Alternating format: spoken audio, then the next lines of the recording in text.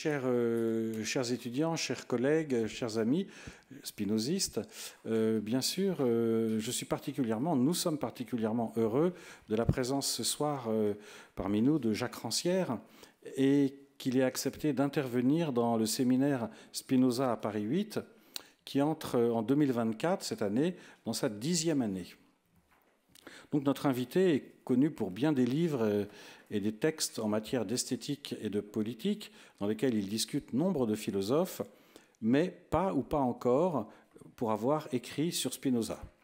Son rapport à la philosophie moderne, donc je parle de Jacques Rancière, serait plus directement et spontanément avec Descartes, les thèmes de l'égalité des intelligences et du partage du sensible, pouvant tous deux être référés aux premières lignes du discours de la méthode, selon lesquelles le bon sens, c'est-à-dire, précise immédiatement Descartes, la puissance de bien juger et de distinguer le vrai d'avec le faux, qui est proprement ce qu'on nomme donc le bon sens ou la raison, est non seulement, écrit Descartes, naturellement égale en tous les hommes, et de ce fait, comme chacun sait, c'est la chose du monde la mieux partagée.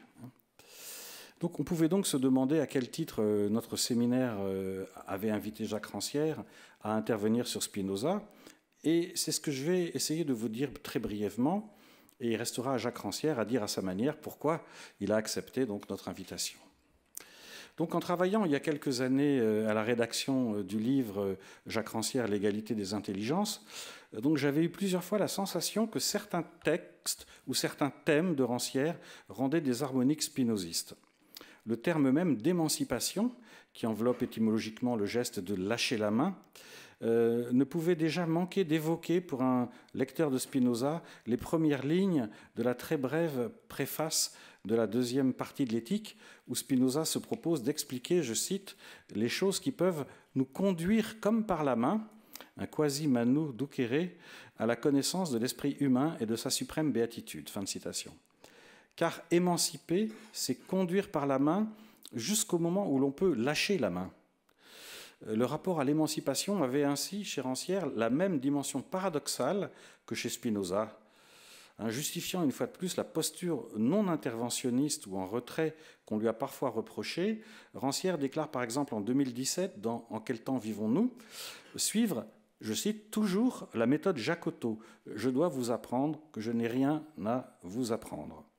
Donc cette méthode Jacotot n'est pas une pédagogie et ne saurait l'être sans contradiction dans le cadre d'une autodidaxie. Elle est une annonce immanente et en cela, si surprenante pourra peut-être sembler une telle comparaison, il y a quelque chose de commun, y compris dans la dimension de provocation, au geste de Jacotot et Rancière d'un côté, annonçant aux hommes, aux ignorants, aux pauvres qu'ils sont toujours déjà émancipés et qu'ils n'ont donc rien à faire de particulier pour le devenir, et à celui de Spinoza, apprenant aux ignorants dans l'éthique qu'ils connaissent tous, la plupart sans le savoir, l'essence infinie de Dieu et son éternité. Éthique, partie 2, proposition 47, si bien qu'il est difficile dans les deux cas de dire si le philosophe provoque ou annonce ou décrit l'émancipation, ou peut-être tout cela à la fois, à la façon dont la déclaration « We the people of the United States » qui ouvrait le préambule de la Constitution des États-Unis, avait en 1787, paradoxalement, à la fois créé et enregistré l'existence préalable d'un peuple émancipé. Donc, dans la mesure où elle suppose une activité libre de traduction, d'interprétation, de réflexion, de donation de sens, l'émancipation est pour Rancière le contraire de l'anticipation. Et il critique constamment la fétichisation de la liaison cause-effet. Il rejette toute conception de l'histoire comme explication d'effets par des causes préalablement observées ou décrites, toute nécessité historique, toute vision destinale. C'est le sujet de son livre « Les temps modernes », sous-titré « Art temps politique », qui était paru en 2018 et qui étendait à la question du partage des temps, et donc plus seulement de l'espace, comme auparavant, la question du partage du sensible. L'anticipation suppose toujours une stratégie, enveloppe toujours la dualité moyen-fin, et en cela empêche l'émancipation. C'est le cas, selon Rancière, dans la pédagogie ou dans toute forme d'art engagé ou préoccupé de produire certains effets. Je cite, « Rien ne produit en soi de l'émancipation. Le problème, c'est de définir un regard qui n'anticipe pas lui-même le regard du spectateur. On n'a pas à anticiper les faits. J'ai dit ce que j'avais à dire et les gens en ont fait ce qu'ils ont voulu. Ceci, c'est dans « Et tant pis pour les gens fatigués » en 2009, une citation que je termine maintenant. « Un art est émancipé et émancipateur quand il renonce à l'autorité du message imposé, quand il cesse de vouloir nous émanciper. » Même référence. Donc ce rejet d'une continuité prévisible dans la liaison cause-effet permet de comprendre la dimension immanente de l'émancipation au sens de Rancière. Comme Nietzsche dans l'Antéchrist, comme Spinoza dans la toute dernière proposition de l'éthique, la béatitude n'est pas le prix de la vertu, mais la vertu elle-même, Rancière replie l'émancipation sur elle-même.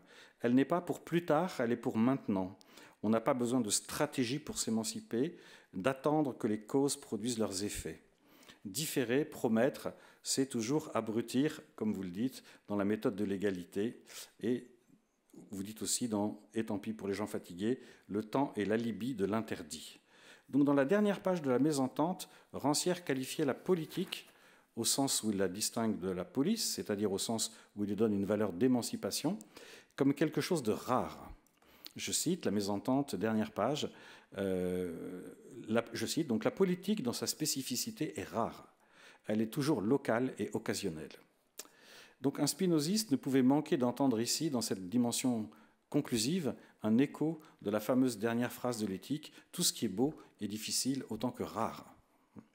Donc, outre ces harmoniques logiques, éthiques, entre la philosophie de Spinoza et celle de Rancière, il y avait chez les deux philosophes la thèse politique de la démocratie comme régime absolu, imperium absolutum chez Spinoza, dans les dernières lignes qu'il ait écrites, c'est-à-dire dans le dernier chapitre du traité politique.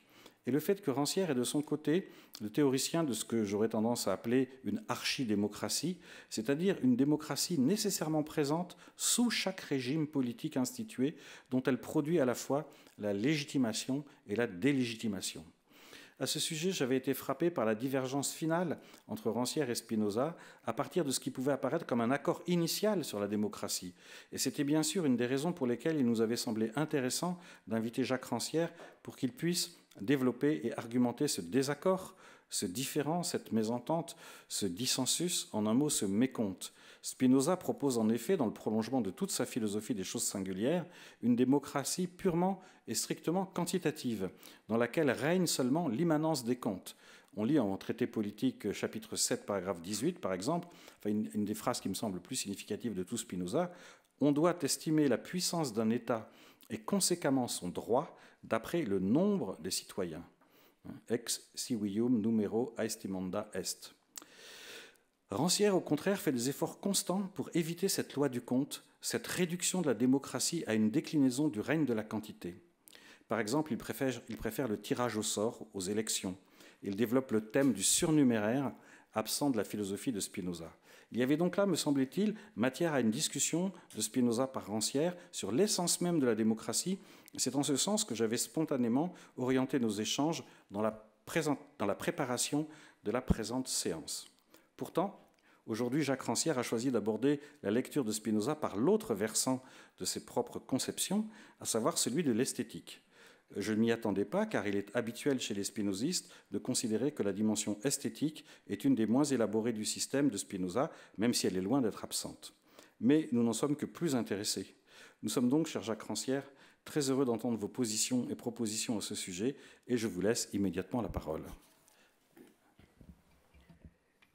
Bon, d'abord, donc, je remercie Charles Ramond, dont l'invitation, a eu effectivement l'effet de me faire rouvrir des livres que je n'avais pas lus depuis quelques dizaines d'années.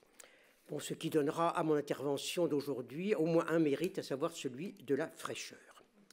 Bon, effectivement, oui, non, mais c'est pas grave. Hein. C'est pas grave. Bon, effectivement, je n'avais pas très envie de parler de la politique, parce que la politique, on me demande toujours d'en parler, et que, bon, moi, j'aime pas tellement la politique, en fait, ça m'amuse pas tellement, quoi.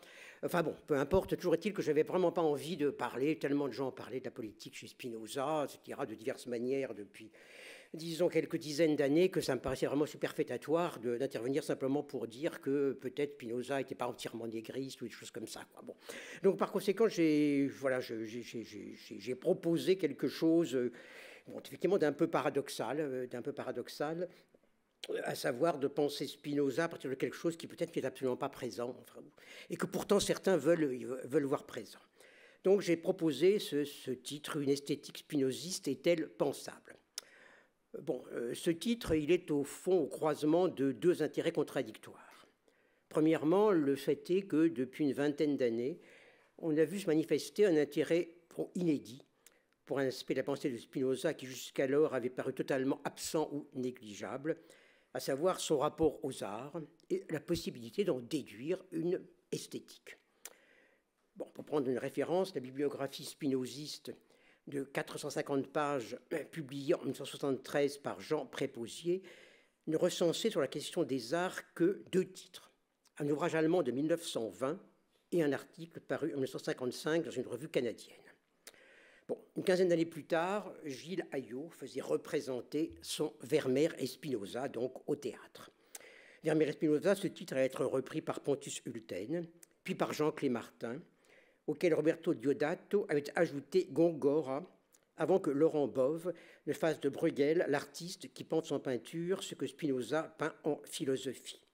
Avant aussi que Saverio Ansaldi s'intéresse au rapport entre Spinoza et la Renaissance ou le baroque, que Pascal Michon l'inclut dans une rythmologie baroque, que Pierre-François Moreau et Lorenzo Venciguerra réunissent sur le sujet Spinoza et les arts un collectif qui fait entrer dans la danse d'autres peintres comme Rembrandt ou Pieter de Hort, à quoi s'ajoutent encore quelques autres auteurs, dont l'un, Yves Citon, m'a fait l'honneur d'utiliser, pour construire une esthétique spinoziste, la distinction de le régime des arts que j'avais présenté dans le partage du sensible.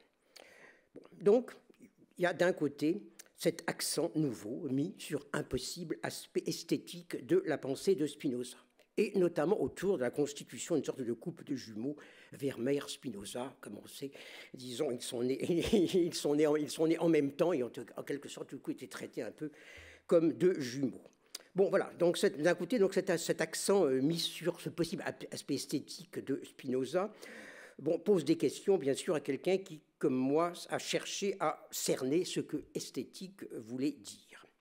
Mais cela dit, je ne suis pas simplement, disons, un lecteur de Spinoza qui s'étonnerait de cette espèce de tentative nouvelle au regard du peu de place et de valeur que Spinoza accorde aux notions d'art et de beauté.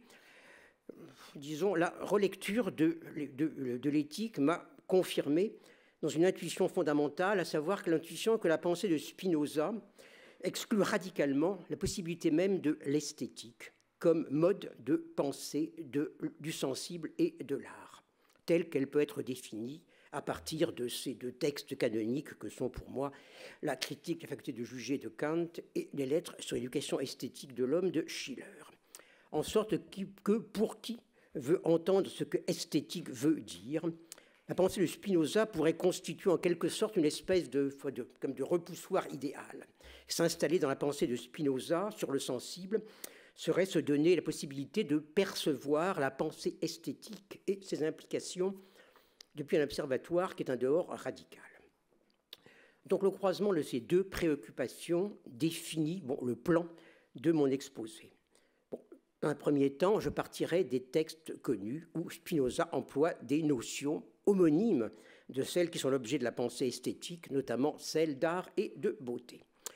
À partir de là, j'essaierai de définir l'incompatibilité majeure qui met, selon moi, l'éthique spinoziste et la pensée esthétique en opposition, autour d'une question centrale, qui est celle des modes possibles ou impossibles d'expérience du sensible, et tout particulièrement de ce mode particulier d'expérience qui est marqué par l'équilibre des contraires. C'est là où on trouve l'égalité par une autre voie. À partir de là, je me poserai la question, par quelles opérations, par quel type de déplacement, est-ce que cette jonction que beaucoup opèrent entre éthique spinoziste et expérience de l'œuvre d'art, par quelles opérations est-ce que c'est possible? Bon, question qui débouche sur une autre que je ferai qu'évoquer au passage, qui est celle du devenir de Spinoza, voire de la diversité des usages de Spinoza dans la pensée contemporaine. Donc je pars des indices classiques, et comme on sait, ils sont rares, qui nous sont donnés par les lignes consacrées dans l'éthique, soit à la notion du beau, soit à celle de l'art. Bon, on peut faire une première remarque, à savoir que celles-ci sont placées toutes dans un contexte très déterminé, à savoir non pas dans le cadre des démonstrations, mais dans ces appendices, préfaces ou scolies, où se manifeste l'aspect ouvertement polémique du livre. Bon, commençons par le beau, celui-ci est brièvement examiné dans l'appendice du livre 1, donc dans le cadre de la polémique contre l'idée de finalité. L'art se trouve examiné dans la scolie de la proposition 2 du livre 3, donc où il s'agit de nier la capacité du corps à déterminer l'âme à penser et plus encore celle de l'âme à déterminer le corps à agir. Donc cette fois-ci une affaire de cause efficiente, à ceci près que Spinoza cherche précisément à séparer la pensée de cette efficience de tout ce qui peut la rattacher à une cause finale, à savoir l'idée de l'application d'un plan. Premier point, la question du beau, elle se trouve toute entière, résumée en une seule phrase de l'appendice du livre 1 que je vous rappelle. Si le mouvement que reçoivent les nerfs des objets qui nous sont représentés par les yeux convient à la santé, alors les objets qui en sont cause sont appelés beaux, et l'on dit les, ce qui excite un mouvement contraire. Ceci est l'ensemble de l'enseignement de Spinoza sur la question du beau. Bon, cette phrase, donc elle est un peu comme une liquidation en un sens, veut nous dire en même temps la simple réalité que recouvre l'adjectif beau, à savoir une affection des nerfs, et en même temps la façon dont cette simple réalité se trouve traduite et objectivée dans le langage de l'illusion finaliste. Celle-ci transforme le fait d'une excitation nerveuse en qualité objective de l'objet qui l'a provoqué. Or, croire que le beau est une qualité des objets, pour Spinoza, c'est déjà croire que Dieu a fait le monde pour qu'il soit beau, ce qui veut dire croire qu'il l'a fait pour nous et selon notre fantaisie. Je vous renvoie là-dessus à, disons, ce qui est dit dans la lettre à Hugo Boxtel. Bon, je fais à ce sujet quand même une remarque préliminaire. Le point essentiel, différentiel, c'est pas que Spinoza nie l'objectivité du beau. Cette négation, elle sera aussi au cœur de la pensée esthétique kantienne. Et d'ailleurs, Yves Citon, dans le livre auquel je me référais, en tire argument pour faire de Spinoza une sorte de précurseur de la pensée esthétique ou du régime esthétique de l'art. Mais disons, toute la question est de savoir comment on pense cette non-objectivité. Ce qui fait la différence, c'est proprement la manière dont cette non-objectivité est déterminée. Or, chez Spinoza, elle s'accompagne d'une triple restriction qui empêche le beau de devenir ce qu'il sera chez Kant, à savoir une puissance subjective affirmative. Première restriction, le beau est ce que l'esprit ignorant se représente comme convenant à son état physique. Autrement dit, il ne se distingue pas de l'agréable, ou, disons, pour rester un petit peu dans l'univers kantien, il ne se distingue pas du plaisir que nous procure le vin des Canaries. Bon, et cette radicale relativité du beau est rendue plus sensible par contraste avec le statut positif que Spinoza, au début du livre 4, donne à une notion apparemment tout aussi relative, à savoir le bon.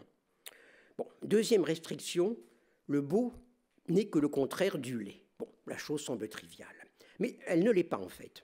Parce que ce qui fondera la pensée esthétique proprement dite, c'est précisément de mettre l'opposition beau-laid hors jeu. Dans la critique de la faculté de juger, le beau n'est le contraire de rien.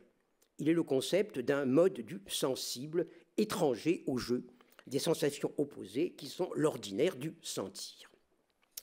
Enfin, la pensée d'un tel mode est exclue par la troisième limitation apportée par Spinoza. Le beau est seulement le nom d'une sensation affectant un sens particulier, la vue. Autrement dit, il s'inscrit dans un jeu d'opposés qui sont propres à chaque sens. Le beau est au laid pour la vue, ce que le doux est à la mer pour le goût, ou le dur au mou pour le toucher. Autrement dit, ce qui est exclu par là, c'est qu'il puisse y avoir un sensible commun dont le beau nommerait l'expérience. Il y a seulement 5 sens, affectés chacun d'un couple d'opposés. Et l'enjeu majeur de cette séparation me semble clair. Il s'agit surtout pour Spinoza de maintenir séparés les deux sens dont la collaboration nourrit l'illusion finaliste, à savoir la vue et l'ouïe. Les renseignements que fournit la vue doivent être tenus à l'écart du grand rêve d'harmonie universelle qui est porté depuis l'Antiquité, depuis Pythagore et Platon par la science musicale, et qui est encore rappelé en attendant Leibniz par, disons, un grand ouvrage à l'époque de Marin-Mersenne. Donc l'objet de la vue doit être rigoureusement tenu à l'écart de toute idée de cosmos régi par les lois de l'harmonie musicale. À l'idée donc à l'écart de, disons, de ces plaisantins qui croient que Dieu s'amuse à la musique. Mais ça ne suffit pas encore, car au fond, la libre apparence de Kant et de Schiller sera elle-même donnée au jugement esthétique un tout autre vis-à-vis que cette belle image du cosmos ordonnée par la loi mathématique. Or, cette liberté de l'apparence, qui s'exclut en quelque sorte, qui s'oppose à, finalement, au fond, l'idée du cosmos mathématique, l'éthique l'exclut tout autant que l'harmonie cosmique. L'éthique exclut, au fond, il me semble, que quelque chose puisse s'isoler en face du regard et de la pensée dans la consistance paradoxale d'une forme qui ne pose aucune existence. Et la théorie spinoziste, me semble-t-il, sa théorie de l'image exclut deux fois ce genre de consistance. D'un côté, l'image est signe plutôt que forme. Elle n'offre pas à la vue la ressemblance d'une chose, mais indique simplement la manière dont un corps est affecté. Mais de l'autre, disons, elle ne se ramène jamais à, disons, la seule fugitivité de l'ombre ou du reflet. L'image contient toujours quelque chose de plus, à savoir une affirmation. Voir un cheval ailé, ce n'est pas simplement faire flotter dans l'air de la rêverie un être d'imagination, c'est affirmer positivement l'existence d'un cheval muni d'ailes. Affirmation qui, comme on sait, restera inattaquable, tant qu'une autre idée positive n'aura pas exclu que ce cheval puisse être là maintenant. Donc, ce qui me semble important chez Spinoza, c'est que l'apparence n'est jamais seule. Elle est toujours un mixte de sensations et d'affirmations. L'erreur majeure qu'il dénonce toujours concernant les images ou les idées, c'est de les prendre pour des tableaux. Des tableaux, ça ne veut pas dire simplement des représentations de choses qui existeraient en dehors d'elles, mais des formes séparées de tout mouvement et enfermées dans leur singularité. Et bon, je trouve significatif que Spinoza chasse de son piédestal l'affection qui était pour Descartes la première, à savoir l'étonnement. L'étonnement est une fixation sur un objet qui, pour Spinoza, n'a rien de positif, qui marque simplement l'absence d'une cause qui détermine l'esprit à passer à une autre. Si on le conçoit comme réalité positive, l'étonnement arrête le mouvement. Et il arrête l'enchaînement des causes efficientes. Et tout arrêt de cet enchaînement ouvre déjà la porte de l'illusion finaliste. Bon, il y a pourtant un point où ce qu'on pourrait appeler le fleuve tranquille des causes efficientes se trouble. Il y a un point où son cours se trouve dangereusement mêlé aux eaux impures des causes finales. Et ce point, c'est précisément celui de l'art. Donc, question de l'art, on le sait, donc là encore, bon, disons, dans l'éthique, est, disons, traitée d'une manière très circonscrite, à savoir dans la scolie de la proposition 2 du livre 3. Le cas de l'art se trouve avancé, comme on sait, par un contradicteur imaginaire qui objecte à la thèse de Spinoza, selon laquelle le corps ne peut pas plus déterminer l'esprit à penser que l'esprit ne peut déterminer le corps à agir. Bon, comment, demandent ces objecteurs supposés, peut-on trouver dans les seules lois de la nature corporelle, je cite, les causes des édifices, des peintures et des choses de cette sorte qui se font par le seul art de l'homme? Comment donc le corps aurait-il le pouvoir de construire un temple s'il n'était pas déterminé et conduit par un esprit? Bon, Spinoza pourrait, en un sens, balayer l'objection d'emblée, parce que le lecteur est censé avoir déjà admis, par les propositions 7 et 12 du livre 2, que esprit et corps sont finalement la même chose comprise, tantôt sous l'attribut de la pensée et tantôt celui de l'étendue. Et dans le même livre 2, la proposition 49 a déjà montré au lecteur le néant de l'idée d'une volonté libre qui s'étendrait au-delà des perceptions. Et pourtant, Spinoza croit nécessaire, toujours, je pense à la lutte contre la superstition finaliste, de répondre à l'objection. Cette obligation me semble d'autant plus significative que sa réfutation ne passe par aucune démonstration positive, mais comme ça arrive plusieurs fois chez lui, par une déclaration d'ignorance. S'il est possible, ou plutôt s'il n'est pas impossible, de penser un édifice sans architecte, c'est parce que nul ne sait ce que peut un corps selon les seules lois de la nature corporelle. Bon, on connaît la fortune actuelle de cette proposition dans le spinozisme contemporain. Elle est souvent invoquée comme affirmation matérialiste et vitaliste de la puissance des corps. Nul ne sait ce que peut un corps. Cette puissance inouïe du corps, bon, souvent exaltée de nos jours, se laisse pourtant ramener dans ce passage à une seule manifestation, à savoir celle du somnambulisme. Bon, il serait quand même difficile de citer l'exemple d'un édifice construit par un somnambule. Mais justement, le privilège du somnambule ne tient pas ici à ce qu'il fait, mais à ce qu'il ne fait pas. À la différence du rêveur, dont Spinoza nous assure que même lui croit savoir ce qu'il fait, le somnambule ne prétend à aucun moment savoir ce qu'il fait. Donc, je dirais que plutôt que d'exalter une puissance inouïe du corps, l'exemple du somnambule dénonce l'illusion de ceux qui croient avoir un esprit capable de planifier l'action des corps. C'est pourquoi, disons, l'argument fondé sur l'action autonome du somnambule est vite relayé par la démonstration d'incapacité de l'esprit à maîtriser le corps, une déficience qui est avérée par l'incapacité de l'enfant, de la bavarde ou du délirant à tenir leur langue. Donc, ce qu'il faut d'abord, dans ce passage sur l'art, c'est écarter un certain modèle d'efficience, celui de l'architecte qui établit dans sa tête et qui dessine sur un papier le plan d'une chose qui n'existe pas encore, mais sera appelée à l'existence comme conséquence de ce plan. Bon, c'est toujours la même raison qui fonde l'argumentation spinoziste, y compris dans ses lacunes, ça veut dire dans ses silences. Penser un édifice comme la conséquence d'un dessin mis en acte, de manière générale, penser un acte qui fasse venir à l'existence ce qui n'existe pas, c'est déjà accepter la vision d'un Dieu créateur. Et s'il y a un Dieu créateur, bien sûr, il ne crée que pour le plaisir de ses créatures. C'est QFD. C'est pourquoi, bon, dans la préface du livre 4, Spinoza jugera encore nécessaire, dans un texte assez curieux, de dénoncer les illusions finalistes attachées à l'idée même de ce qu'est la fin ordinaire du travail de l'architecte, à savoir l'habitation.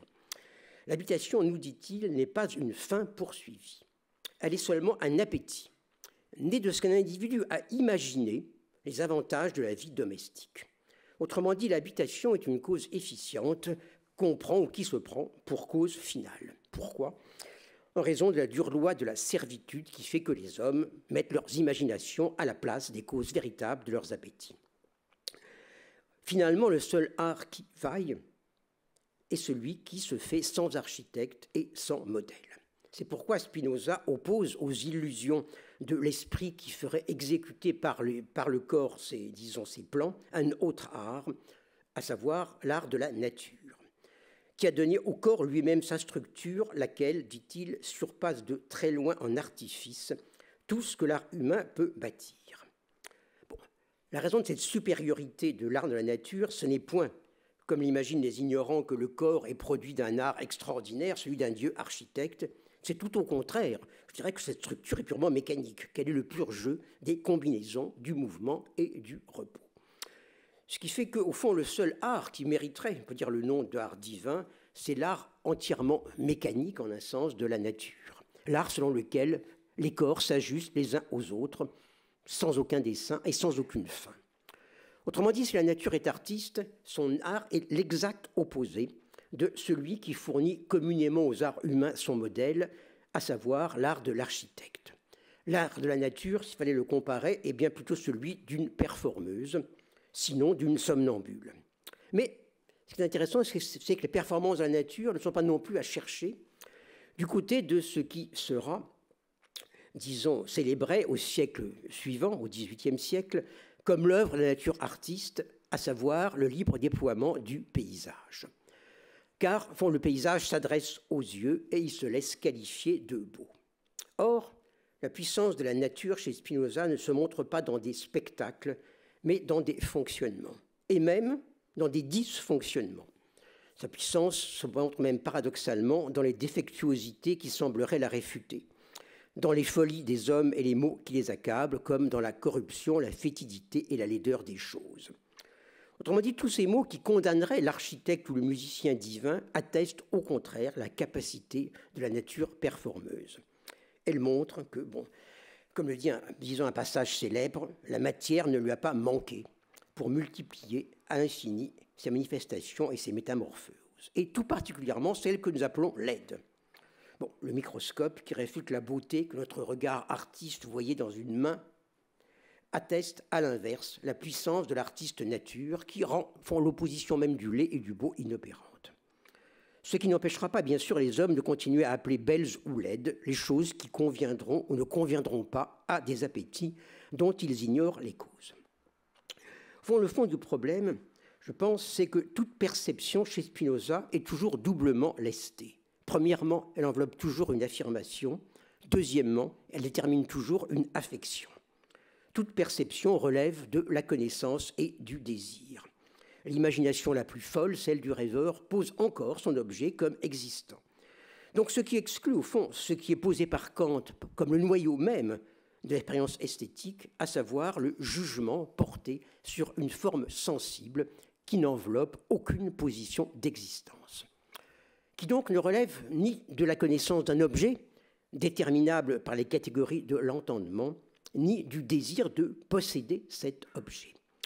Bon, l'exemple même de jugement désintéressé choisi par Kant est éclairant pour notre propos, puisqu'il a la même cible que chez Spinoza, à savoir l'architecture, et que ce jugement exclut les critères justement qui norment en général l'architecture. La beauté d'un édifice, dit Kant, n'est pas affaire de perfection, elle n'est pas affaire de proportion des volumes ou d'adaptation heureuse à une fonction. Ça désigne simplement la manière dont le sujet est affecté de plaisir par une forme perçue. Donc l'exemple architectural montre encore, bon, comme chez Spinoza, que le beau est dépourvu d'objectivité, mais simplement, justement, la non-objectivité reçoit une signification entièrement opposée. Chez Kant, elle signifie que le beau n'est pas affaire de connaissance. Chez Spinoza, c'est toujours une affaire de connaissance. Elle peut être entièrement inadéquate, ça n'est pas moins une affaire de connaissance. L'emploi du terme beau ne nous dit rien des propriétés d'aucun objet, et pourtant, ça reste le mode de connaissance, avec tous les guillemets qu'on voudra, qui règle le désir d'un sujet. Il n'y a pas de fantaisie, autrement dit, qui échappe à la connaissance, pas même l'affirmation du cheval ailé. Pour Kant, en revanche, le jugement esthétique, porté sur la façade solide d'un riche palais, n'est tel que s'il exclut toute intervention de la connaissance, s'il suppose une ignorance qui n'est pas absence de connaissance, mais changement dans le mode même de position de son objet. Et on sait que, disons du même geste, en quelque sorte, cette ignorance exclut aussi du jeu l'autre de la connaissance, à savoir ou son corrélat ou son contraire, à savoir l'appétit. Le regard sur le palais, chez Kant, sur sa façade plus exactement, doit faire abstraction premièrement de tout savoir architectural, mais il doit aussi être vierge de tout ce qui en fait un objet de désir, pour ceux qui y habitent, de peine pour ceux qui le construisent et de frustration pour ceux qui ne peuvent pas en jouir. Je crois que c'est cette suspension d'existence qui est proprement impensable pour Spinoza, et que c'est ça le point décisif. Parce que, bien sûr, on nous dit que Spinoza a eu plaisir à jouer les comédies de Plaute à l'école de Van den Enden, qu'il a pieusement conservé le portrait de Masaniello, et même qu'il s'est amusé à dessiner des portraits. Et Spinoza a lui-même explicitement compté la musique et les spectacles, à côté de la parure, des parfums, des plantes vertes, des exercices corporels et des boissons agréables, parmi les moyens de développer ces capacités du corps qui nourrissent elles-mêmes les capacités de l'esprit. Cet éloge des arts d'agrément est quelquefois allégué par divers auteurs comme preuve de sa sensibilité esthétique. À mon avis, il montre exactement le contraire. La vertu de ces arts d'agrément est tout entière comprise à l'intérieur de ce rapport positif entre appétit et savoir que Spinoza a voulu opposer à la vision du philosophe austère et ennemi des plaisirs. Mais surtout, ça veut dire que sa perception des arts est tout entière comprise dans la logique de ce régime représentatif des arts, au sein duquel la perception et l'appréciation des œuvres est fondée sur l'adéquation entre un jugement de connaissance et une sensation de plaisir. sur la vérification de la connaissance par le plaisir et du plaisir par la connaissance. À cette vérification réciproque qui norme le régime représentatif, le régime esthétique oppose une mise hors jeu simultanée de la connaissance et du désir.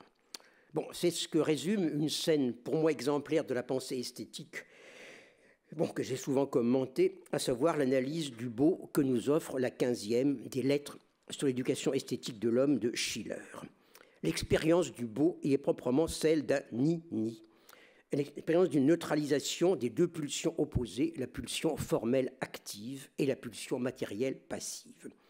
Et Schiller voit ce double écart propre au jugement esthétique, on peut dire métaphorisé en quelque sorte par son objet, à savoir dans ce passage la figure de Pierre de la Juno Ludovisi. Donc l'image d'une divinité qui n'exerce aucune action, ni ne résiste à l'action d'aucune force.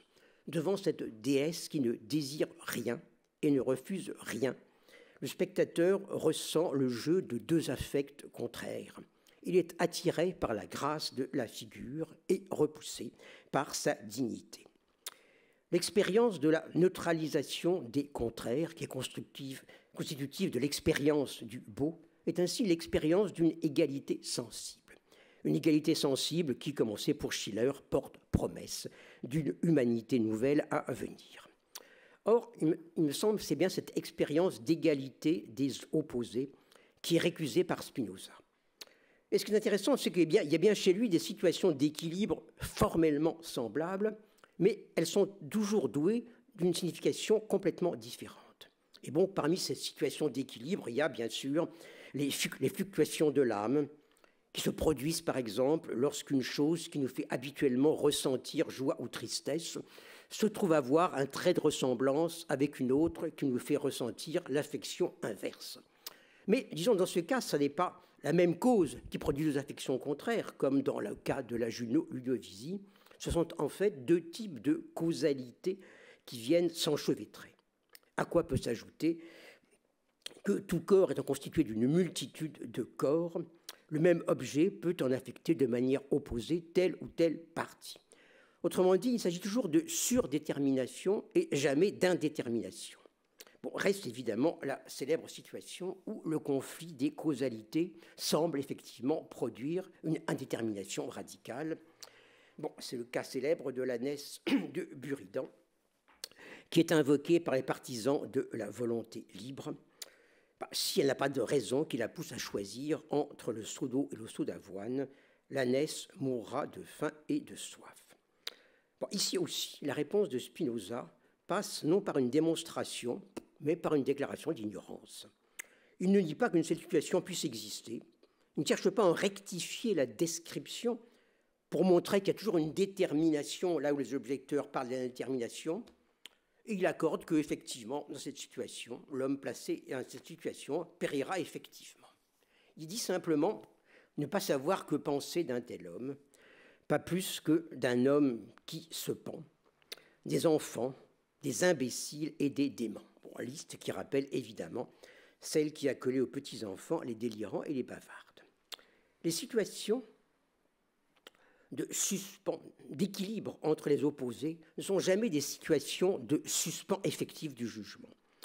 Ce ne sont que des situations de confusion des idées, et qui concernent d'ailleurs prioritairement des individus dont la capacité de sentir et de juger est douteuse. Elles sont essentiellement des marques d'impuissance, des situations de défaut. L'homme qui se pend, ce que Spinoza dit d'un latin bizarre, se pensilem facit. L'homme qui se pend est en quelque sorte l'image caricaturale de l'homme qui suspend son jugement, ou dont le jugement porte sur une expérience suspensive. Il donne donc une image, un type d'expérience que Spinoza refuse absolument, l'expérience de l'indéterminé. Parce que là encore, bien sûr, si on accorde à l'indéterminé une réalité, on fait droit à la contingence. Et du même coup, la voie s'ouvre aux illusions de la liberté et de la finalité. Toute indétermination apparente n'est que la balance de plusieurs déterminations, lesquelles sont appelées en dernière instance non à se neutraliser, mais à se fondre. Je vous renvoie là-dessus au premier axiome du livre 5. Bon, cette confrontation un peu imaginaire avec la scène esthétique kantienne et schillerienne nous montre ce qui est pour moi le cœur de l'anti-esthétisme de Spinoza. Dans l'économie spinoziste des affections, les situations d'égalité sont toujours des situations de flottement ou d'incertitude qui ne portent aucune vertu particulière. Car la logique qui anime l'économie des affects est toujours celle du plus et du moins, de l'augmentation ou de la diminution de puissance. C'est ce qui donne d'ailleurs à son démocratisme ce caractère particulier que Charles Ramond, soulignait tout à l'heure. Le privilège de la démocratie chez Spinoza ne tient absolument pas à l'égalité qui régnerait entre ses membres, mais à ce que la supériorité du nombre fait une supériorité de puissance. Quant au mode esthétique de l'égalité comme équilibre des contraires, il est simplement impensable. Bon, c'est à partir de cet impensable qu'on peut chercher à penser toutes les tentatives récentes pour affirmer une esthétique ou une théorie de l'art spinoziste, et qu'on peut comprendre les logiques contradictoires qui les animent. Bon, on peut dire en gros que ces tentatives oscillent entre deux pôles. À un pôle, il y a la voie déductive, l'effort pour construire, à partir d'éléments trouvés dans un petit nombre de passages, il faut bien dire, une théorie de l'art qui serait restée chez Spinoza à l'état implicite. De l'autre côté, il y a la voie intuitive, qui court-circuite les démonstrations pour mettre l'éthique en rapport direct avec des œuvres où se laisserait reconnaître la traduction artistique directe de la pensée spinoziste. Du premier côté, donc, il y a l'effort pour trouver chez Spinoza les éléments d'une théorie de l'art. Bon, pour ça, disons, il faut identifier chez lui une puissance génératrice spécifique qui se distingue bien sûr, de l'illusion de l'architecte qui croit imposer sa volonté à la matière, mais sans pour autant se ramener à la seule gesticulation du somnambule. Bon, ce problème, les interprètes l'ont généralement résolu en s'appuyant sur une notion qui occupe une position clé à la frontière entre passivité et activité, à savoir l'imagination. Bon, c'est notamment ce que font, disons, Daniela Bostrenghi et Filippo Mignini dans leur livre sur l'imagination chez Spinoza. On peut dire que l'articulation qu'on retrouve, leur démonstration qu'on retrouve d'ailleurs dans d'autres commentateurs, s'appuie sur trois articulations essentielles, qu'effectivement on retrouve à peu près toujours les mêmes, quoi. Bon. Premièrement, il s'agit de positiver une notion que Spinoza semble présenter comme une pure hypothèse d'école, à savoir celle de l'imagination libre. Bon, on sait que Spinoza l'évoque dans cette scolie de la proposition 17 du livre 2, où il explique en quoi consiste le défaut de l'imagination. Bon, ce défaut ne tient pas à ce que l'imagination représente comme présente des choses absentes. Il tient à son impossibilité de les penser en même temps comme absentes. Autrement dit, de les représenter présentes tout en les pensant absentes. Et c'est là qu'intervient la fameuse hypothèse que je vous rappelle. Si l'esprit, en imaginant présente des choses qui n'existent pas, savait en même temps que ces choses n'existent pas réellement, il regarderait cette puissance d'imaginer comme une vertu de sa nature et non comme un vice. Surtout si cette faculté d'imaginer dépendait de sa nature seule, c'est-à-dire si la faculté d'imaginer de l'esprit était libre. Fin de citation. Bon. Ici, la condition supposée est clairement posée comme irréalisable. Reste que la faculté imaginative et la liberté ont été une fois au moins dans l'éthique reliées par le verbe être, fût-il au conditionnel. Et c'est comme une porte ouverte pour une vision de l'imagination comme faculté contribuant à la production d'une manière d'être libre. Pour l'élargir, il faut en un second temps, disons, faire jouer une seconde articulation, celle que, disons, la proposition 12 du livre 3 établit entre imagination et conatus. L'esprit, y est-il dit, s'efforce d'imaginer. Et effectivement, je veux dire, c'est quand même frappant parce que, disons, peu avant, Spinoza avait expliqué qu'on ne peut pas imaginer comme ça, disons, à sa volonté. L'esprit s'efforce d'imaginer, ce qui accroît ou seconde la puissance d'agir du corps, Or, pour cette puissance d'agir, on sait par ailleurs que son accroissement accroît nécessairement la capacité de connaître de l'esprit. Bon, voilà, on a un lien noué entre imagination et conatus qui vient donc donner un contenu à cette hypothétique liberté de l'imagination. Bon, bien sûr, l'imagination n'est pas cause d'elle-même, mais elle contribue à une forme d'action, à une forme d'accroissement de puissance dont l'esprit peut être considéré comme la cause adéquate. Bon, dans ce passage, disons, cette capacité est mise en rapport avec la formation des affections d'amour et de haine, donc loin de toute question d'art. Mais il est possible, en un troisième temps, une troisième articulation, de la rapprocher d'une puissance poétique et politique qui est bien attestée ailleurs chez Spinoza, dans le Tractatus Theologico-Politicus, à savoir la capacité imaginative des prophètes. Spinoza la définit en effet ainsi: une puissance de lier parole ou image, tantôt réelle, tantôt purement illusoire, à partir de laquelle on peut, nous dit-il, combiner bien plus d'idées qu'à partir des seuls principes et notions sur lesquels se construit notre connaissance naturelle. Bon, ceci donc dans le premier chapitre du traité théologico-politique.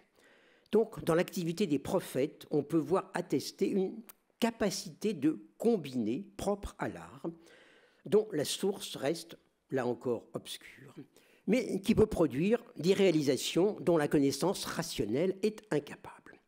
Et or, ces productions trouvent leur utilité dans le maintien et l'accroissement de la puissance des individus, mais aussi dans la puissance collective d'une communauté. Mais aussi, cette vertu divine du prophète inspiré, cet esprit, disons, que Dieu lui communique, et disons, cette vertu est la même que celle que Spinoza, disons, nous voit incarnée ailleurs, dans l'exemple de l'architecte Betsaléel, auquel Dieu est dit, dans l'Exode, avoir communiqué ce même esprit pour qu'il puisse concevoir et réaliser dans le bois, la pierre, l'or, l'argent et les pierres précieuses, l'armature et les ornements du sanctuaire. Donc on a donc, on peut dire, vraiment deux artistes, le prophète et l'artisan du sanctuaire. On peut dire des artistes qui correspondent, on peut dire, au concept de l'art qui était cherché.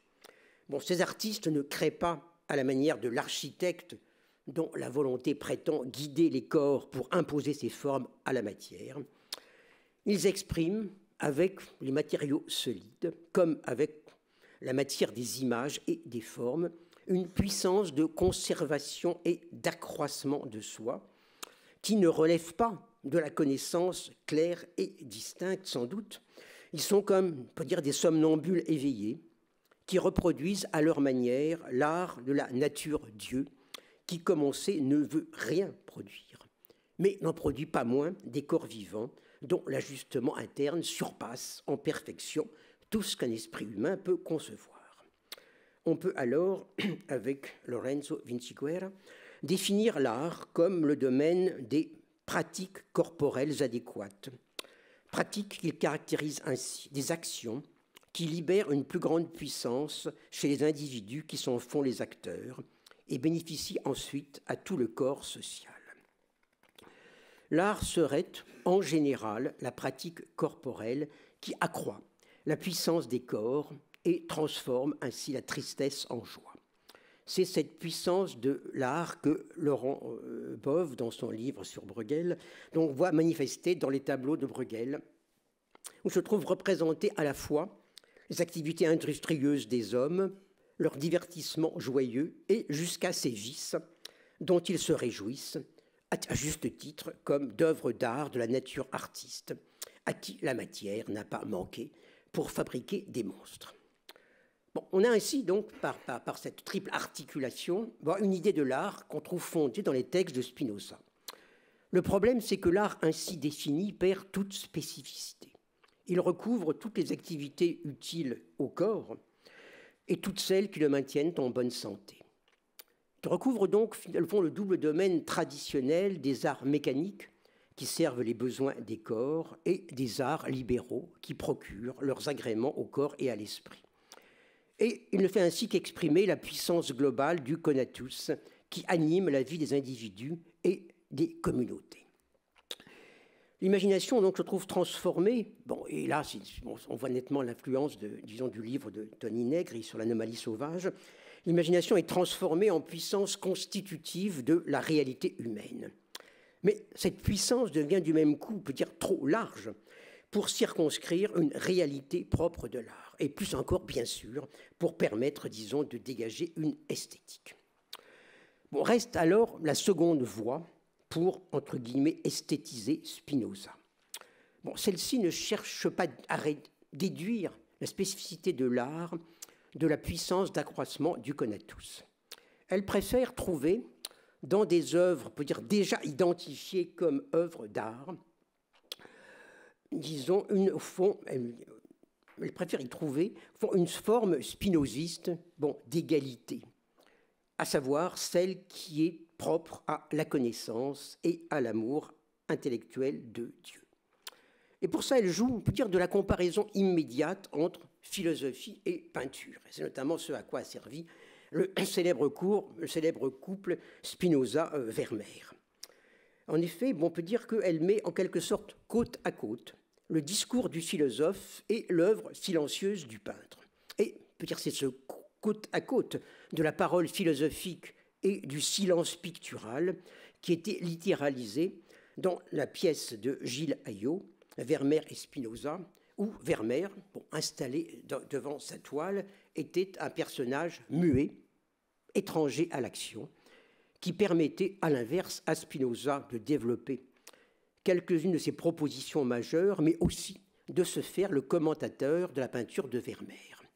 C'est ainsi que Spinoza, le personnage Spinoza, parle de Vermeer à la jeune violoniste qu'il vient d'écouter et qui est censée avoir servi de modèle au peintre. Lorsque je vous écoute jouer, comme lorsque je regarde un tableau de mon voisin, Vermeer, j'imagine un art sans remords et sans regret, un art de l'affirmation et de la joie, un art impavide. C'est le moment où l'on cesse de gravir avec peine le chemin de la pensée, parce que s'ouvre comme un troisième œil, un œil de l'âme qui voit le monde de très haut, du haut d'un ciel sans nuages, et contemple la mer des passions comme une mer paisible et multicolore.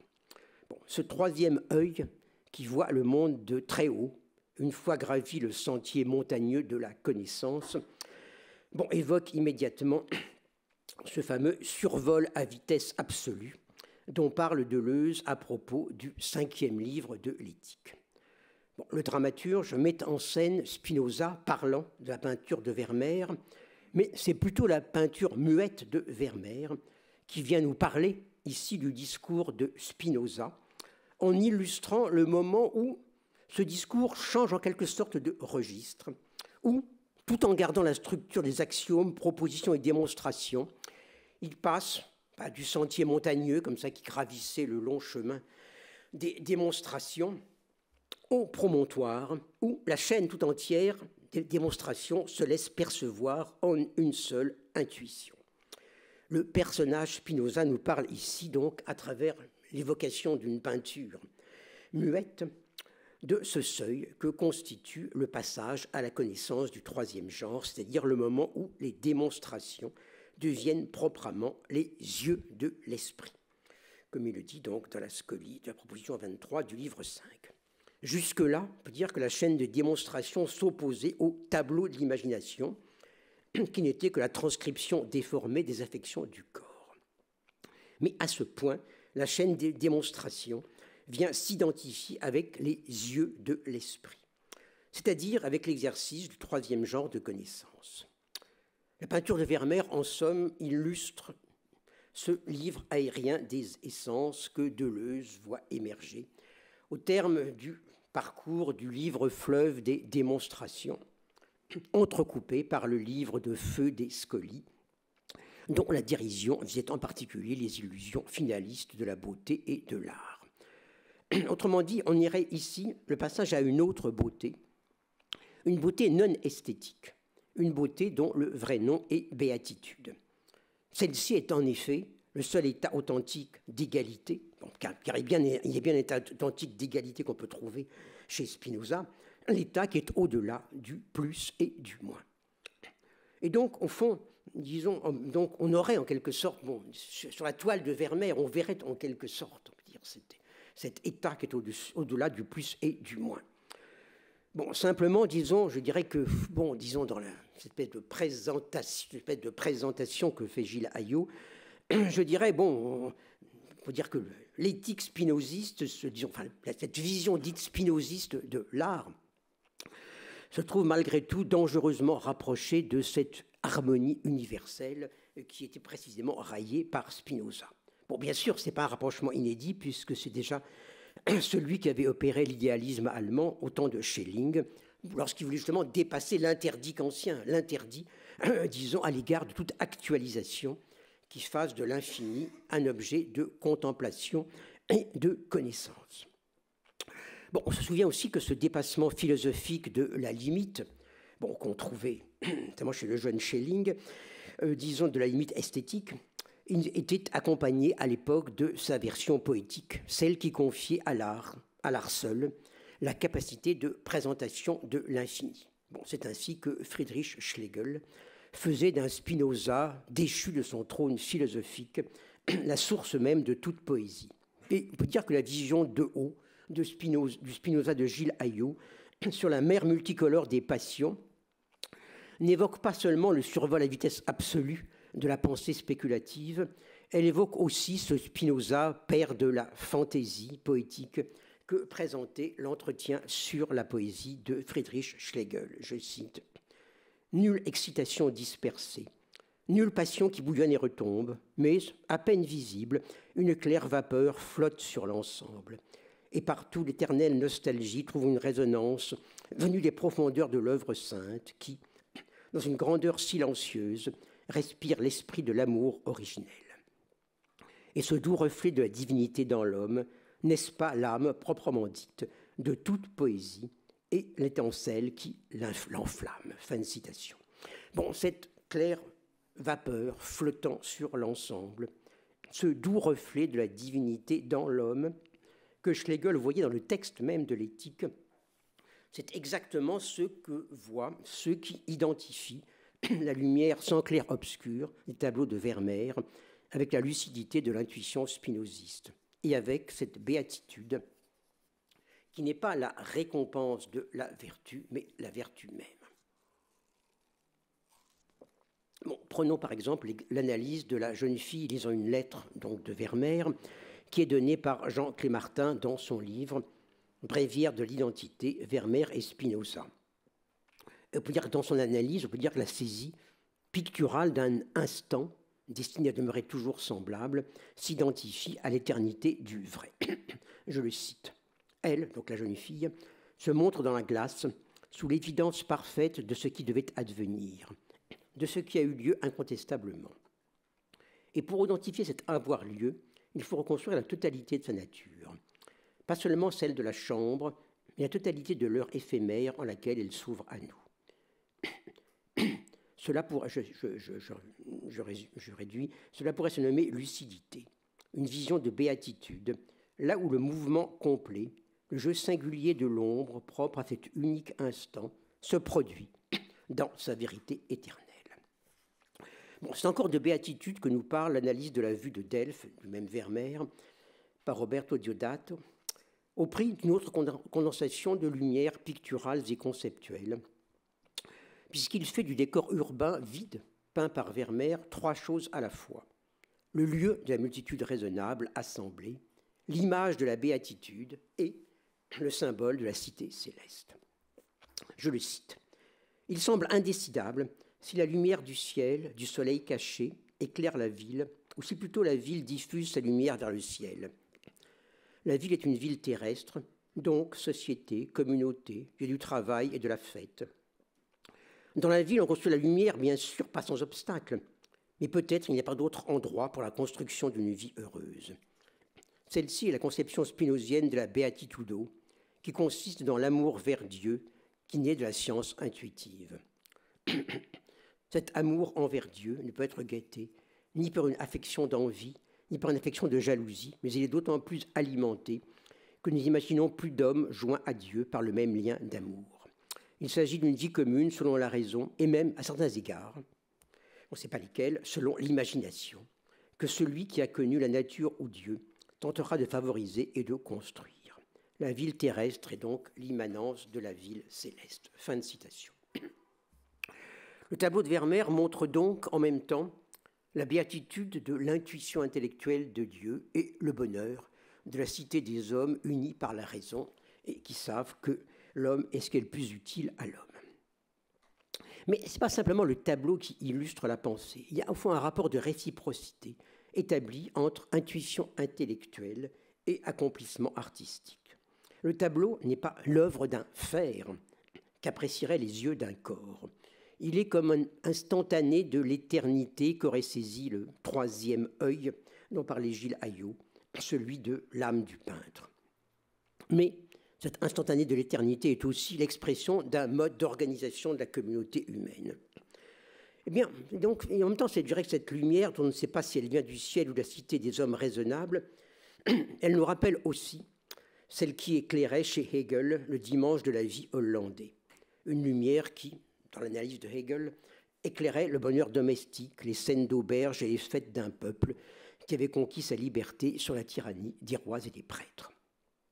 Bon, c'est ainsi que Hegel interprétait politiquement la peinture hollandaise en un temps où Vermeer était encore un illustre inconnu.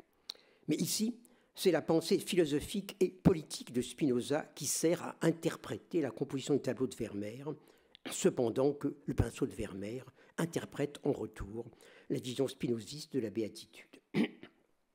Bon, bien évidemment, la substitution d'un philosophe Spinoza à un autre Hegel fait sens, tout comme la réciprocité introduite dans l'interprétation. On sait en effet que le retour contemporain à Spinoza s'est fait explicitement contre Hegel. Bon, ici, ça s'exprime à propos du rapport entre la lumière du vrai, la lumière de la toile et l'organisation de la cité humaine.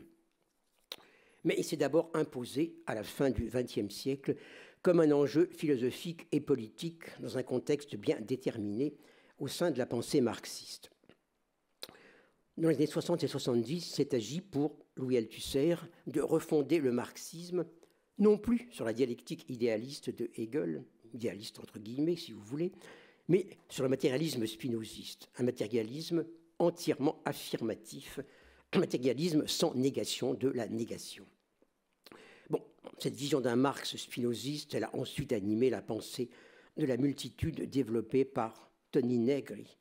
Bon, celui-ci a réinventé, on peut dire, la théorie spinoziste de l'imagination pour en faire la force positive de constitution d'un monde commun, en donnant ainsi un visage vitaliste et pluraliste, mais aussi une dignité ontologique imprévue à la notion marxiste des forces productives et à la pensée de la révolution comme insurrection des forces productives contre les rapports socio-capitalistes.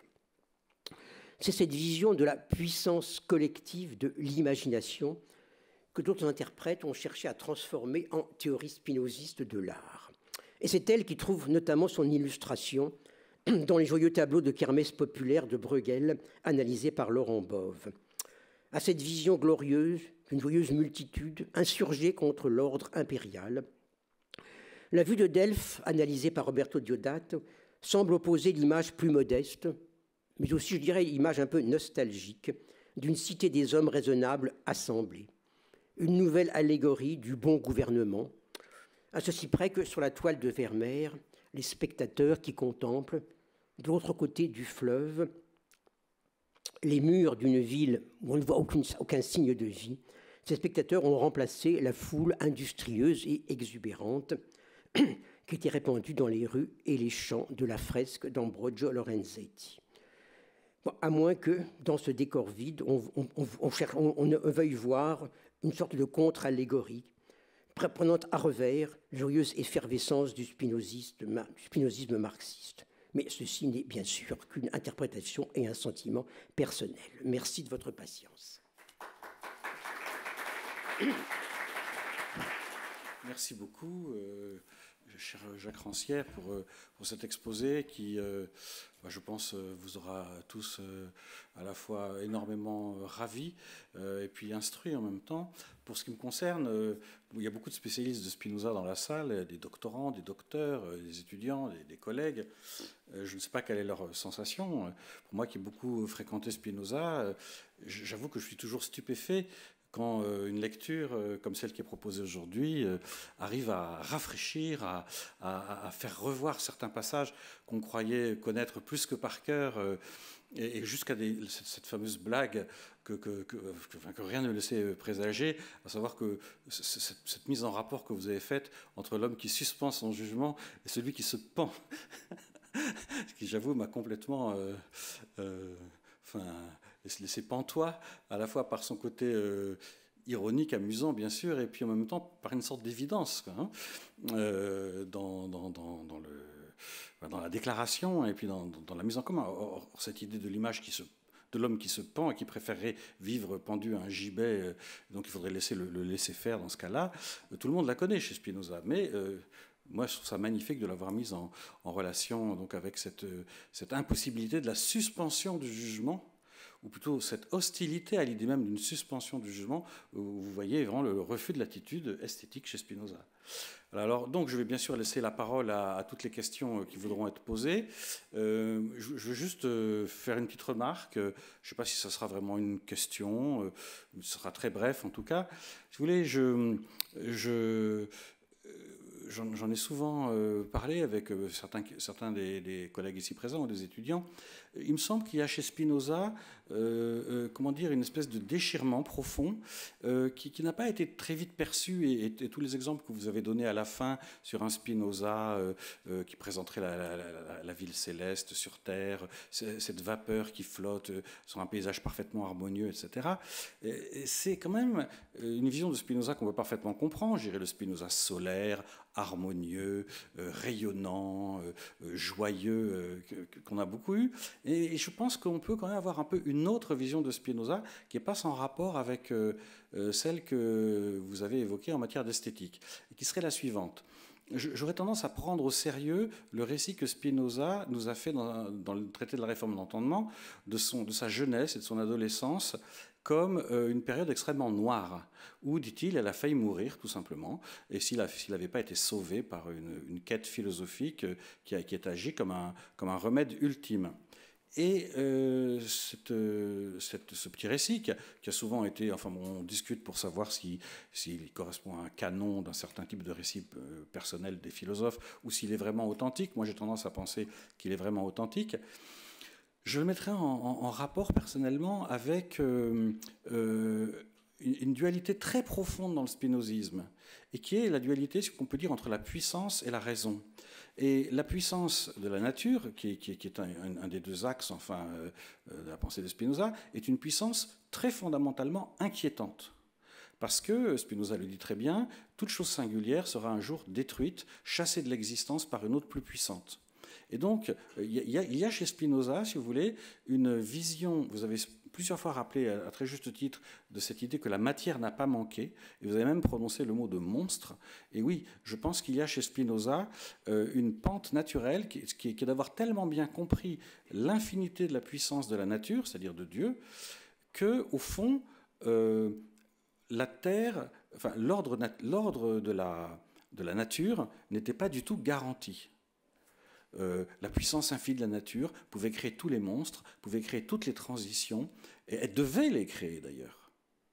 Et donc, Spinoza s'est retrouvé, à mon avis, très rapidement devant cette idée assez incroyable, c'est que la raison, lorsqu'elle comprend la puissance infinie de la nature, ne peut déboucher que sur l'idée que le monde est tout le temps menacé d'être un chaos et de devenir une sorte de cauchemar.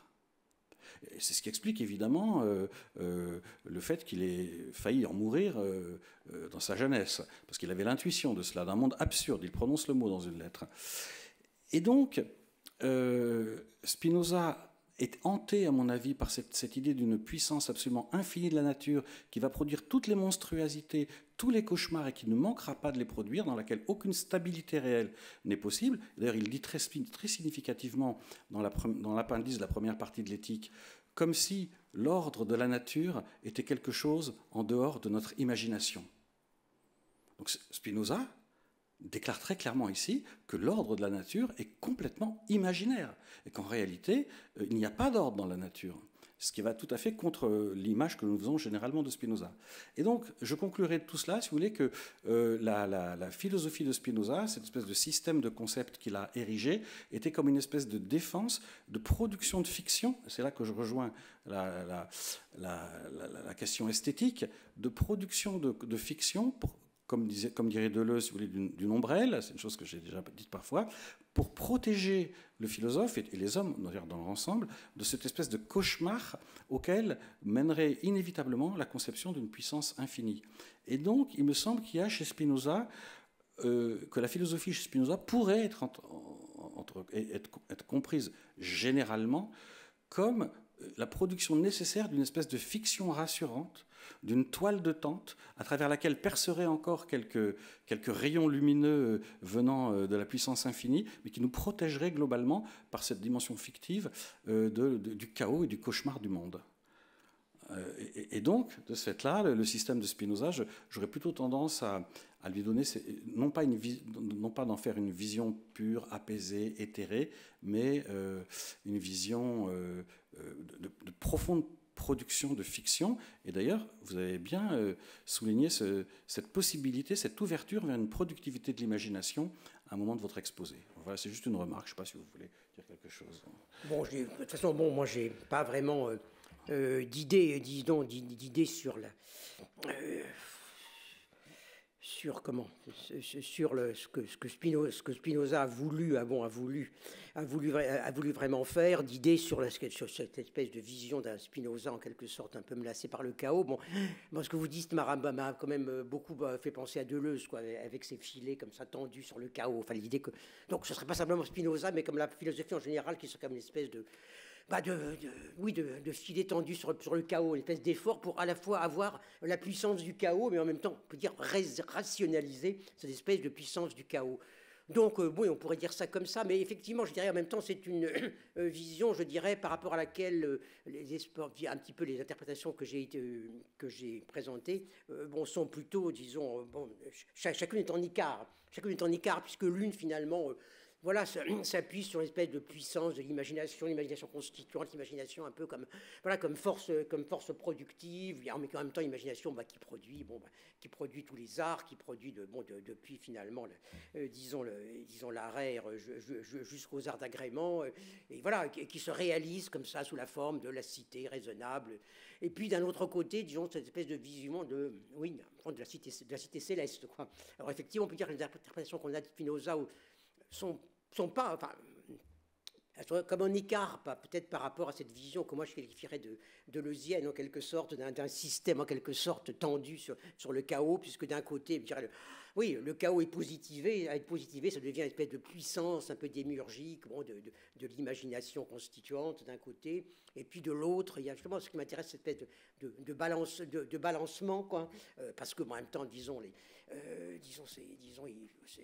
gens qui écrivent ces textes un peu sur cette espèce de vision, on peut dire céleste, en même temps aussi des gens qui ont lu Deleuze, qui ont été proches de Deleuze, qui ont fait quoi, et en même temps qui produisent cette espèce d'image, qui est effectivement tirée un petit peu du début du passage sur l'art de qu'est-ce que la philosophie de Deleuze et Guattari, comme ça, le jeune homme qui sourira éternellement, enfin, mais en même temps avec une sorte de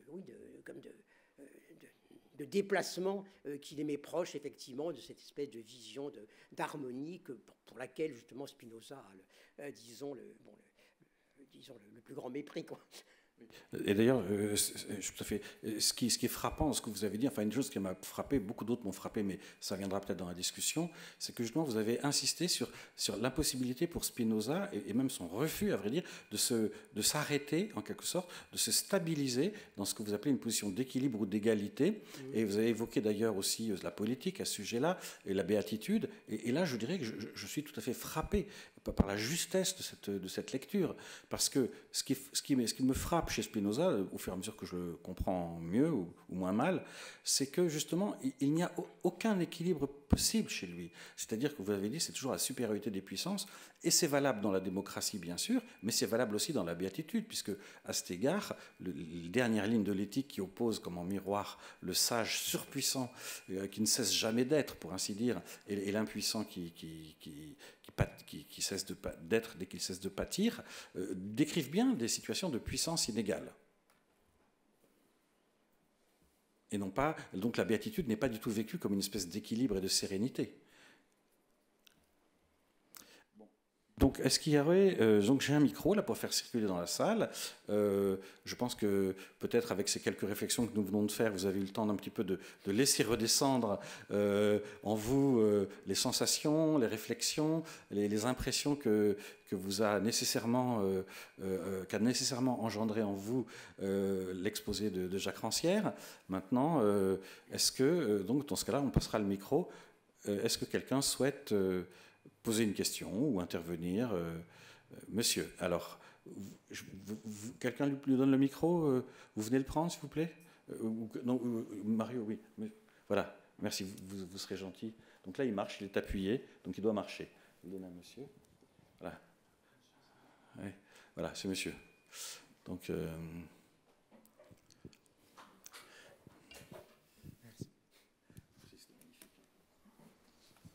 Déjà, je voulais vous remercier pour votre présentation et conférence qui était absolument magnifique.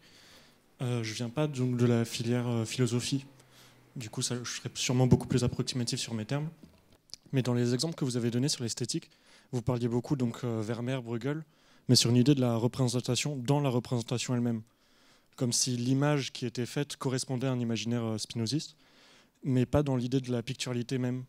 Alors que, par exemple, je trouvais que, par exemple, Georges Didier Huberman, avec cette idée de l'effet de pan, reprenait ce dépassement de l'idée de... Du coup, vous disiez que Spinoza ne s'arrêtait pas à l'idée d'étonnement de Descartes, mais l'effet de pan, en fin de compte, fait un peu la même chose, où on dépasse cette idée-là, comme une forme d'austérité chez Adorno, où on dépasse un ennui, on dépasse une première impression qui nous apporte une plus grande vue dans l'œuvre même. En exemple, pour avoir une image, je pensais à La mort d'Empédocle de Strobé-Huillet, où à partir de la durée et le peu de moyens fait qu'un certain dépassement de l'ennui fait qu'on redécouvre l'image. Et justement, la question que j'avais par rapport à ça, c'est que j'avais une intuition depuis longtemps sur cette idée que Spinoza, dans sa définition des modes, des attributs et de la substance, qui avait cette idée de la multiplicité du point de vue, de redécouvrir un objet une nouvelle fois, d'une nouvelle manière, mais pour ce qu'il est toujours, et du coup de se rapprocher de la représentation de son essence, de manière très large, à partir de cette idée d'une multiplicité. Ce qu'on pouvait, je pensais par exemple retrouver chez Ghirlandaio, dans la représentation du vieux sage et de l'enfant, entre cette idée de perspective mathématique et de perspective allégorique dans une même image. Ensuite, comme je disais, chez Strobé-Huillet, et peut-être dernièrement avec cette idée de dépassement de la limite chez Bellatar. Et je me demandais justement, est-ce qu'on peut penser donc Spinoza dans cette idée de création picturale même, et non pas dans une représentation dans la représentation. Un peu ce que peut amener Daniel Arras avec l'idée d'iconisme et de pictural, par exemple.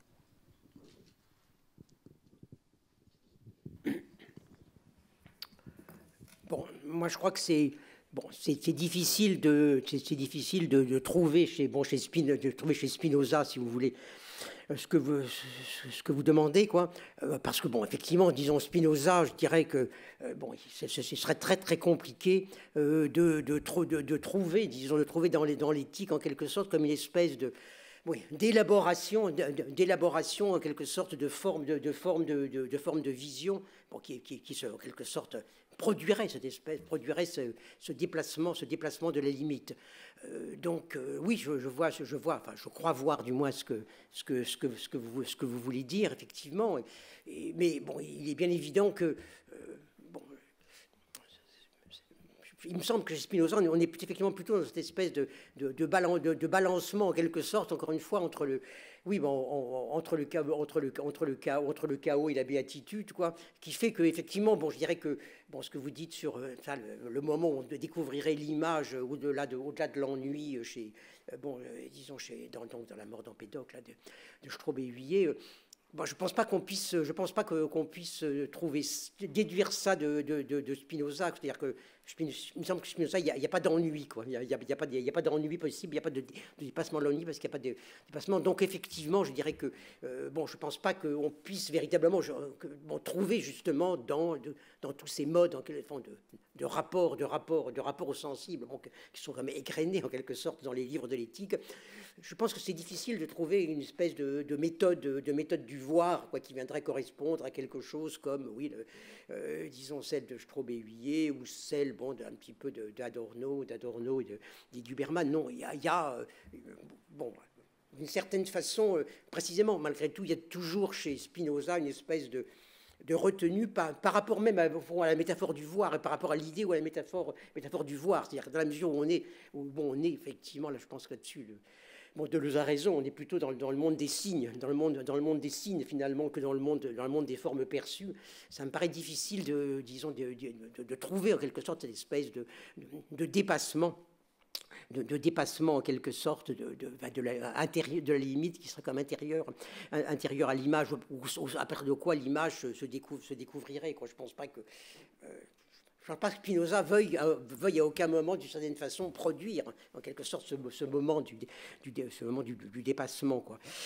Par conséquent, effectivement, disons, les exemples que j'ai cités sont des exemples qui, effectivement, ce caractère particulier que, voilà, on est d'emblée, immédiatement, on peut dire, dans la représentation. La représentation, oui, c'est-à-dire que c'est immédiatement, voilà, il y a en quelque sorte ce moment qui est sur le tableau de Vermeer, il est immédiatement effectivement, identique en quelque sorte à la joie de celui qui perçoit l'infini dans le fini, qui perçoit l'infinité, qui perçoit l'éternité dans le présent, quoi. Et ça en même temps, je dirais, ça donne pas grand-chose au niveau optique, quoi. Si je pouvais juste ajouter une toute petite remarque, il me semble qu'il y a chez Spinoza, et vous avez cité plusieurs propositions à ce sujet-là, c'est comme ça que j'aurais tendance à le lire, une profonde infusion du modèle de l'ouïe ou de la discursivité, c'est-à-dire de la voix en réalité, à l'intérieur du modèle de la vision. Oui, quand il dit par exemple qu'est-ce que imaginer un cheval ailé, sinon affirmer d'un cheval des ailes, mais l'affirmation dont il parle, il l'explique très clairement dans les lignes qui suivent, c'est une affirmation verbale. C'est pas une affirmation d'existence où on pose son poing sur la table. C'est une affirmation dans laquelle on fait une phrase. Et donc Spinoza veut dire par là que dans l'imagination, dans la production d'images, il y a en réalité du discours. Et de même, quand il dit les yeux de l'âme par lesquels elle voit et sans les choses sont les démonstrations elles-mêmes, il met bien du discours dans la vision, puisque les yeux de l'âme, c'est la vision, mais le discours, les démonstrations, c'est les successivités de propositions. Donc Spinoza me semble très original dans une perspective donc vue, que vous avez évoquée, dans le fait qu'il a, moi, à mes yeux, il fait partie de ce courant assez minoritaire en philosophie, mais qui, je pense, est quand même plus près du vrai que l'autre. Il a accentué plus sur la discursivité et sur la voix dans la perception que sur le modèle de la vision, qui est le modèle le plus classique en philosophie. Je dirais ça. Si vous n'êtes pas d'accord. Une autre question, éventuellement ? C'est pas...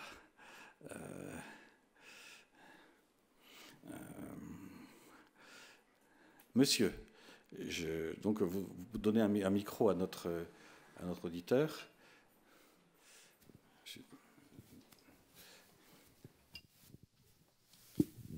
Alors, je ne connais pas très bien Spinoza. J'ai beaucoup lu Nietzsche et je suis surpris. Chez Nietzsche, il y a cette idée d'affirmation de la vie que je crois qui tient de Spinoza. Il y a l'idée de philosophe artiste. Je ne sais pas si c'est... je suis surpris que ça ne soit pas apparu dans votre Je ne sais pas, peut-être que c'est inapproprié. Je ne suis qu'en licence, donc. Non, c'est pas inapproprié. Effectivement, on peut dire que, oui, je dirais qu'il y a ceux qui ont, bon, après ceux que, disons, qui ont, voilà, disons effectivement vu dans Spinoza comme cette espèce d'image, bon, de la sérénité, qu'elle soit philosophique ou poétique à la Schlegel, quoi. Bon, effectivement, je veux dire que enfin, encore que. Bon, c'est-à-dire que si on pense que Spinoza a influencé Diderot, comme le pensif Citon, c'est autre chose, quoi. Moi, je n'en ai pas de certitude, quoi.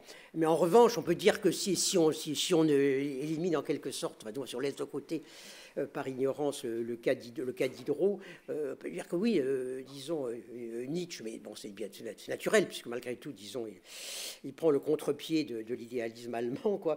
Bon, Nietzsche, effectivement, est le premier comme ça, disons, s'emparer d'un Spinoza un peu déchaîné, quoi, qui après ça, évidemment, bon, sera repris par Deleuze. Bon, par Deleuze lui-même, évidemment, grand lecteur de Nietzsche, quoi, et puis disons un petit peu repris, accentué par Tony Negri. Donc je crois qu'effectivement, je dirais, on a...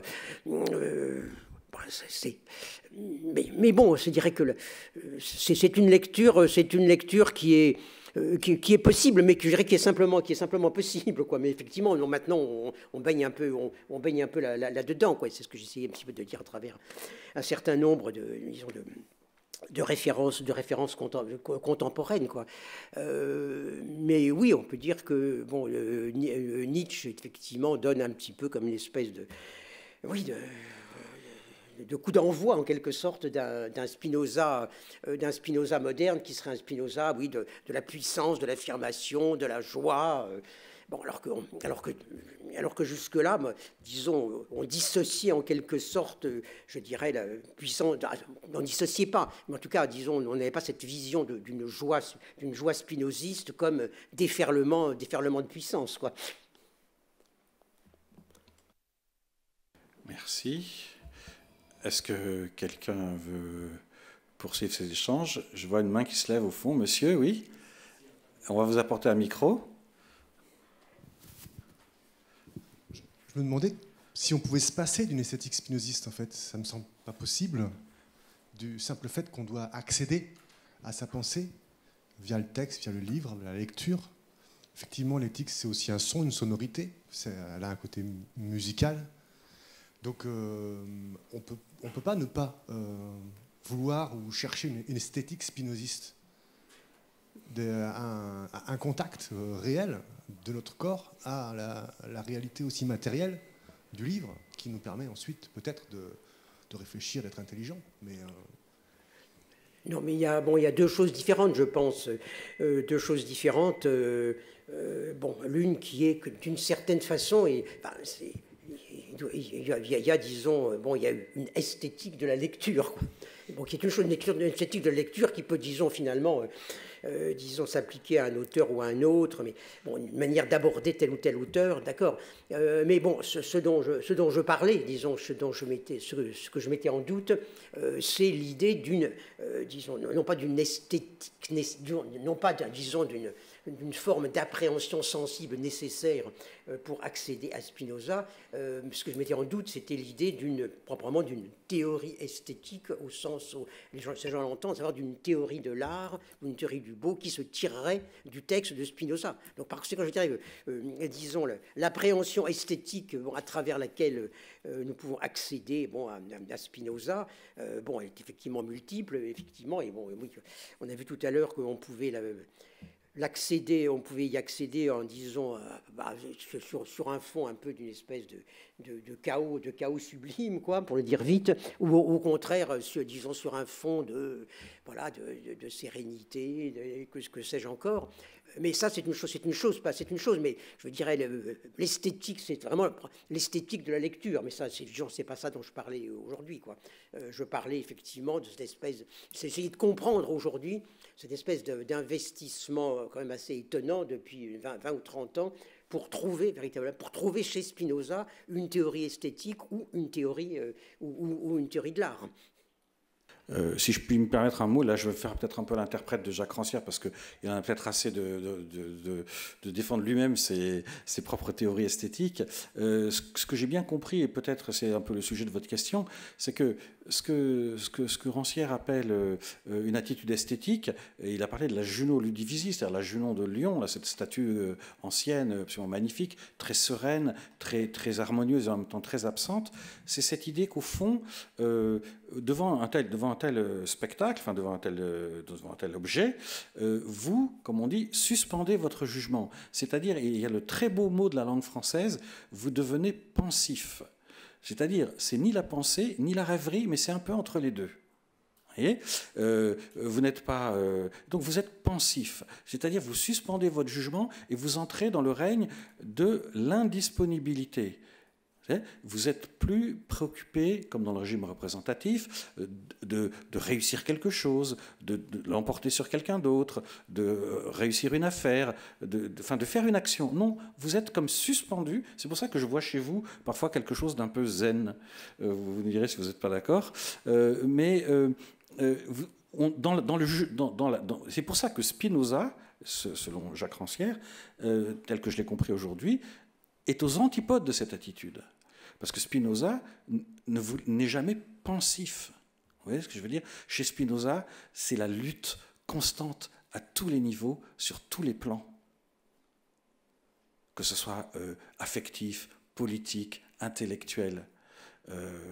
C'est une espèce de combat qui ne cesse jamais.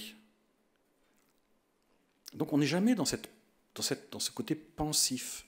Vous voyez? Et comme vous dites, il ne lui accorde en réalité aucune valeur. Donc c'est vrai que là, je suis complètement d'accord, si on prend les choses comme ça, pour dire qu'il n'y a pas d'esthétique spinoziste en ce sens. C'est-à-dire ce type de réaction devant un certain type d'objet. J'ai une question là, enfin nous avons une question au deuxième rang.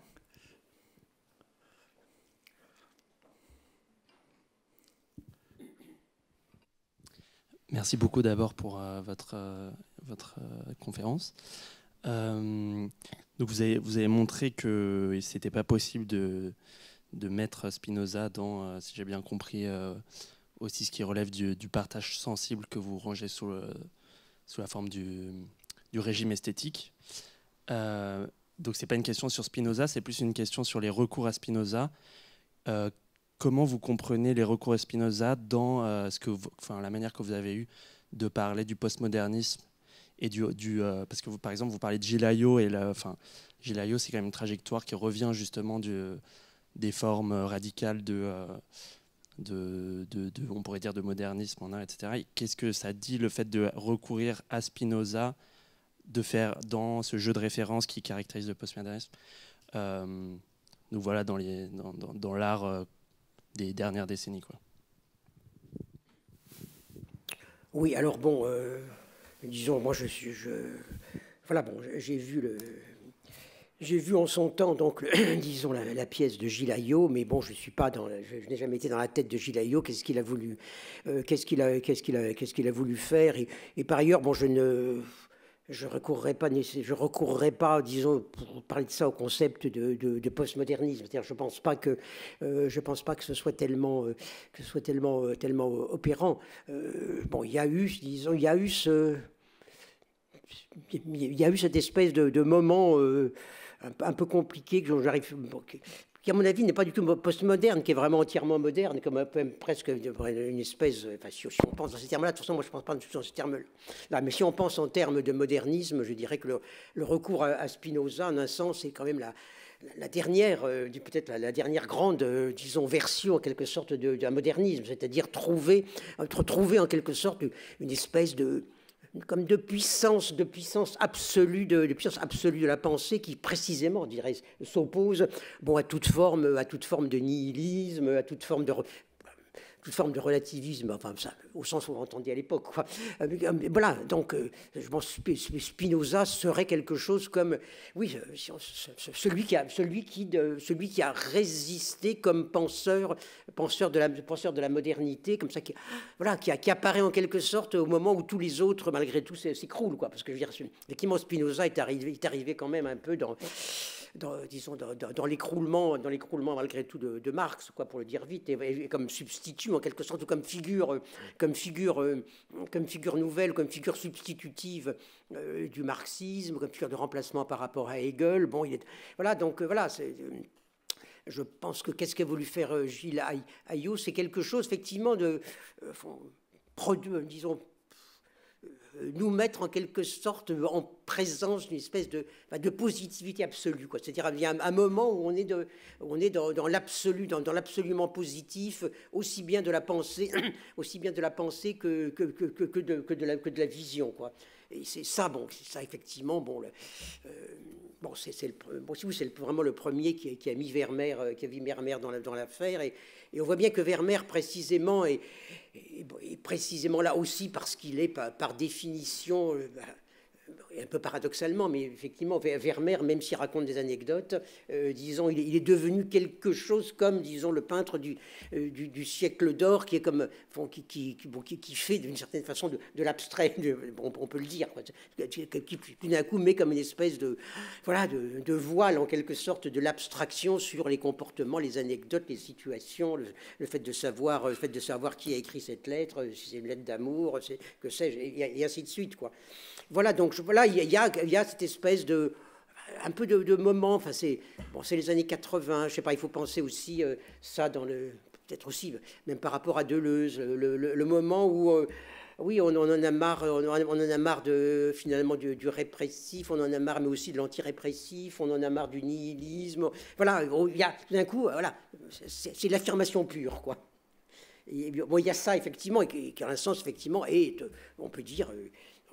Entièrement, c'est une certaine idée du modernisme, quoi, d'une espèce de modernisme triomphant, quoi. Alors, mais en même temps, bien sûr, ce qui est intéressant, c'est que ça apparaît en même temps que apparaît par ailleurs l'interprétation de Tony Negri, il faut toujours se souvenir que lui écrit son Spinoza en prison, quoi. Et on sait que les œuvres écrites en prison ont toujours une espèce de quelque sorte d'exaltation propre, si vous voulez, quoi. Et bon, en même temps, c'est à peu près à la même époque que Tony Negri écrit en son Spinoza, qu'on pourrait dire en quelque sorte surpuissant, quoi, en prison, et que Gilles Ayot donc voilà, c'est donc le peintre homme de théâtre, philosophe, réalise aussi comme une espèce de figure, on pourrait dire, d'une espèce de nouvel humanisme, quoi.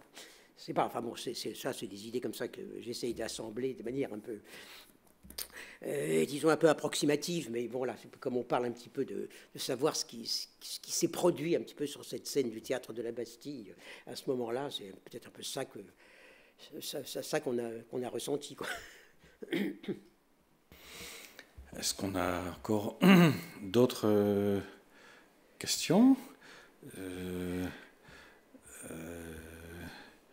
d'autres interventions peut-être dans le public?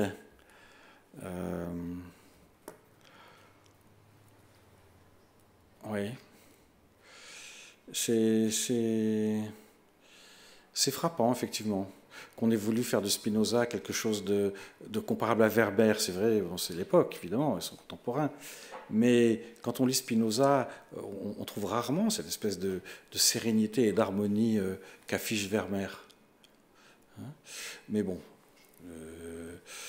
Et puis Spinoza peut être tiré encore dans d'autres sens. Peut-être sa théorie de la démocratie est encore devant nous. Enfin peut-être quelques-uns à le penser. Voilà. Mais bon, républicain, démocrate, tout ça, c'est des questions qui sont très, très importantes et qu'on peut vraiment renouveler à propos de Spinoza. Donc, est-ce qu'il y a une dernière intervention, une dernière question? Si ce n'est pas le cas, eh bien écoutez, il nous reste à remercier notre orateur. Merci Jacques Rancière, merci beaucoup pour ce très bel exposé, franchement magnifique. Merci, bonne soirée.